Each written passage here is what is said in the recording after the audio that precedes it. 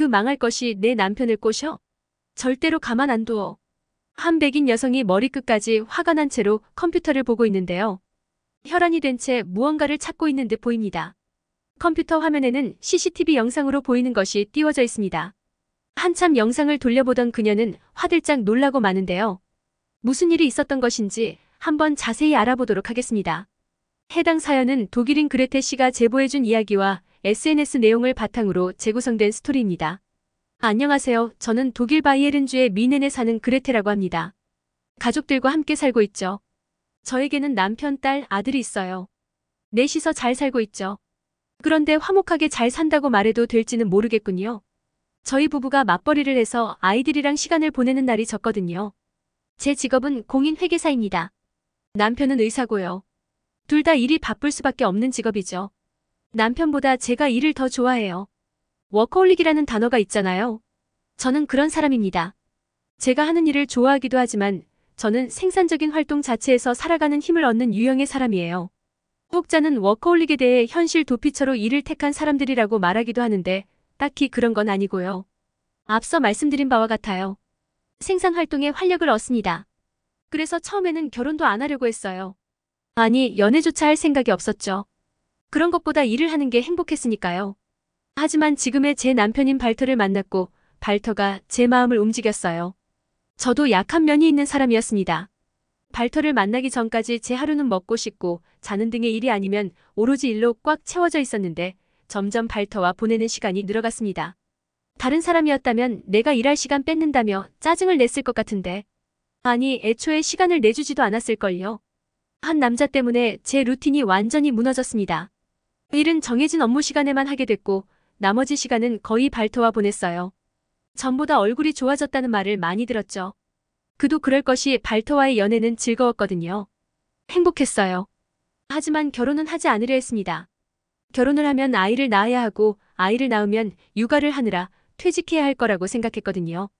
제가 걱정하는 것을 이야기했더니 발터도 솔직한 자신의 마음을 이야기해 주었어요. 솔직히 아이까지는 갖고 싶은데 육아 때문에 제가 일을 관두는 건 자신도 원치 않는데요. 그러니까 아이를 낳고 베이비시터와 가정부에게 맡기자고 말했습니다. 그 제안도 처음엔 좀 꺼려졌지만 결국에는 받아들였죠. 발터 덕분에 사랑의 힘이 얼마나 대단한 것인지 알게 됐습니다. 제가 절대 꺼려하던 것들을 다 하게 됐으니까요. 그렇게 저희는 축복 속에 결혼을 했고 아이를 낳았습니다. 첫째 딸을 낳고 몇 달도 지나지 않아 베이비시터를 고용했죠. 제 몸 컨디션이 회복되는 대로 회사에 복귀했습니다. 어린 아기에게는 미안한 마음도 들었지만 일을 하지 않을 수는 없었어요. 이미 출산 몇 달 전부터 휴직 중이었고 아이를 낳은 후에도 몇 달 쉬었으니 계속 쉴 수는 없었거든요. 일을 계속 쉬면 감도 떨어지지만 제자리 자체가 위태로울 수 있었기 때문에 회사로 돌아가지 않을 수 없었습니다. 그렇게 우리 아기는 다른 여자의 손을 타고 무럭무럭 자랐습니다. 딱 하나만 낳으려고 했는데 첫째가 3살이 되었을 때 제가 또 임신을 해버렸습니다. 예정에 없던 아이였지만 차마 지울 수는 없겠다는 생각에 낳기로 했죠. 또 한동안 일을 못하게 된 건 몹시 유감이었지만 고생해서 낳은 아이는 역시나 사랑스러웠습니다. 첫째만큼요. 둘째는 아들이었어요. 그렇게 4가족이 완성되었죠. 제가 몇 달 동안 돌봤는데 첫째에게는 미안하게도 첫째 돌볼 때보다 좀 더 오랜 시간 동안 둘째를 돌봤습니다. 그때는 제 마음도 마음이지만 회사 상황이 좋았거든요. 당장 돌아가보지 않아도 괜찮았어요. 저는 일을 1년이나 쉬었습니다. 그때는 제가 첫째, 둘째 다 돌봤어요. 베이비시터를 부르지 않았죠. 슬슬 일을 하고 싶어졌을 때 다시 베이비시터를 고용했습니다. 그런데 무슨 일인지 처음 썼던 베이비시터만한 사람이 나타나질 않는 거예요. 그 사람과는 다시 연락도 안 됐습니다. 미숙하게 일을 하는 사람들이 많았죠. 그래서 몇 주 시켜보고 아닌 것 같으면 잘랐습니다. 이게 반복되니까 좀 지치더라고요. 사람을 구했다가 잘랐다가 반복하는 저를 보고 남편이 너무 까다로운 것 아니냐고 그랬습니다. 하지만 우리 아이를 키워주는 사람이라면 당연히 우수해야 하지 않겠어요? 그렇게 우여곡절을 반복하다가 적당한 사람을 만나 그녀에게 아이들을 맡겼습니다. 그렇게 오랜 시간이 흘렀고 더 이상 베이비시터가 필요 없을 만큼 아이들이 컸어요. 하지만 부부가 맞벌이 중이라서 집안일을 대신해줄 가정부가 필요했습니다. 그래서 고용했죠. 그런데 그때는 지갑 사정이 안 좋아서 저렴한 값에 일해준다는 사람을 구했습니다. 독일에 와서 일자리를 찾고 있던 동남아 여자를 썼죠. 어려운 환경에서 자라서 평생 일개미처럼 산 여자였습니다. 확실히 일은 잘했어요. 그래서 그녀를 좋게 봤죠. 그런데 문제가 생겼습니다. 가난한 인생을 살아와서 그런지 탐욕스럽더라고요. 그걸 티내지는 않았는데 물건을 하나씩 슬쩍 하던 걸 제가 알아버린 거죠. 그래서 곧장 내보냈습니다. 비싼 게 비지떡이라더니 정말이었어요. 그래서 급여를 좀 높게 주더라도 정상적인 사람을 써야겠다고 다짐했습니다. 그 다음으로 고용한 여자는 깔끔했어요. 일을 잘했죠. 하지만 상냥한 발터에게 반했던 건지 자꾸 살랑거리는 게 눈에 보였습니다.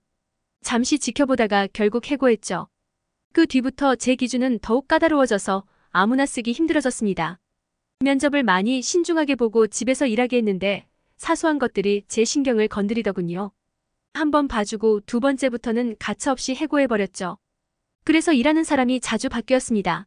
그나마 다행인 것은 그 텀이 3개월 정도는 된다는 거였어요. 이것 때문에 발터와 싸우기도 했습니다. 사람 자꾸 바뀌는 거 불편하다고요. 아이들도 낯가려서 불편해하는데 꼭 이래야겠어? 완벽하지 않으면 안 된다니까.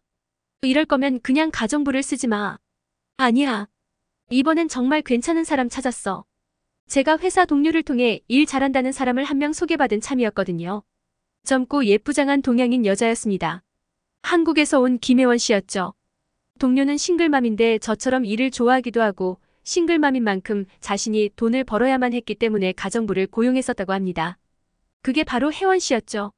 너무 곱게 생겨서 일을 못할 줄 알았는데 페이가 경제적이라 고용을 해봤다고 해요. 사람도 좋았고 그랬는데 예상과는 달리 일을 너무 잘했다는 겁니다. 사람도 선하고 매력적이라 나중에는 급여를 높여주기도 했다는군요. 그런데 이제 딸이 많이 커서 딸과 함께 집안일을 하기로 했고 그래서 혜원 씨와 작별을 했다는 거죠. 마침 혜원 씨가 일을 쉬고 있었고 운 좋게 저희 집으로 오게 됐습니다. 이야기 들은 대로 정말 예쁘게 생겼더라고요. 여리여리하고 손도 예쁜데 어떻게 집안일을 척척 잘해낸다는 걸까 궁금하기도 했습니다. 그렇게 일을 맡기고 저는 늘 하던 대로 제 일을 했죠. 발터도 마찬가지고요. 이전까지와 좀 다른 점이 있다면 혜원 씨가 확실히 호감형 인물이라 발터는 물론 아이들까지 그녀를 아주 좋아하며 따랐다는 것입니다. 그녀가 만들어주는 음식도 맛있었어요. 서양식 음식은 당연하고 한식도 종종 만들어서 내더라고요. 처음 보는 음식이라 이게 뭐지? 싶었는데 맛을 보니 일품이었습니다. 이 정도 실력이면 가정부가 아니라 요리사를 해도 됐겠다는 생각까지 들었으니 어느 정도인지 말 다 했죠.